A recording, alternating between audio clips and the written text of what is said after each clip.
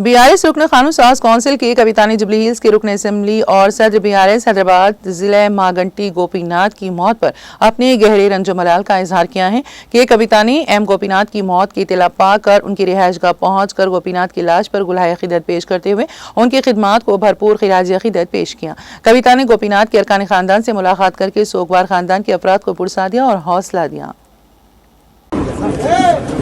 TRS party శాసనసభ్యులు గౌరవనీయులు మాగంటి గోపీనాథ్ గారు మృతి పార్టీకి తీరని లోటుగా భావిస్తూ ఉన్నాను.